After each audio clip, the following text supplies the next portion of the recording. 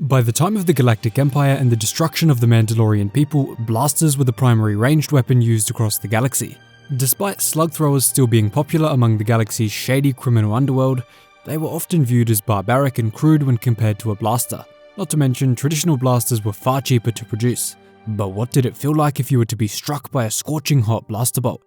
Well, that depended on quite a few factors. The first was the type of gas used to produce the bolt. Most blasters generated their bolts from two different components in the weapon.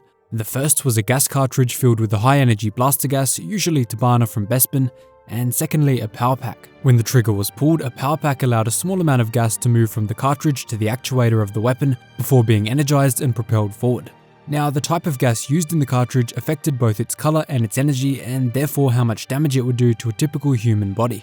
Red was the most common color, and it was made from cheaper gases like Tibanna and Doran gas, and therefore the blaster bolts were weaker. These ones were primarily used by the Separatists, the Rebels, and the Empire due to their low cost, and if you were to be hit by one, you could certainly survive.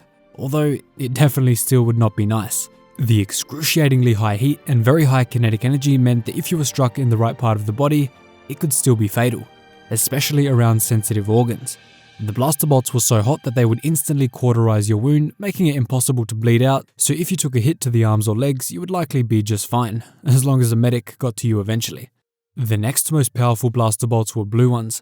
These ones were produced by a slightly more expensive and high-energy gas. They were primarily used by clone troopers of the Republic due to their unique ionizing ability, meaning they could disable machinery on impact. This was perfect for use against the droid army. Unfortunately though, their high energy also made them extremely effective against organic beings like other clones and could easily pierce standard issue clone or stormtrooper armor.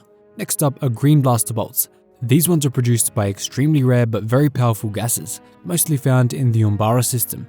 As a result, they were used by the Umbarans during the battle on their homeworld, but they were also used by the Naboo security forces. These green bolts proved extremely effective against clones on Umbara and were a near guaranteed death sentence. After that were purple, orange, and yellow bolts. These ones were produced by highly sought after gases that were extremely expensive and rare, and were found primarily in Mandalorian territory. Once you're up to this level, the bolts would cause the liquid at the impact site on the victim's body to immediately boil, and a concussive shockwave would propel through the skeleton, causing extreme damage and certainly knocking the target over. This often concussed the victim immediately, but if they hit the right spot, it could kill them with one shot. So that's what it feels like to be hit by a blaster bolt. If you want to know how the Grand Inquisitor was so effective at killing Jedi, click on the card on screen now. I hope you guys never have to experience being hit by a blaster bolt. Thanks so much for watching, leave a like and subscribe if you did, and I will see you in the next one.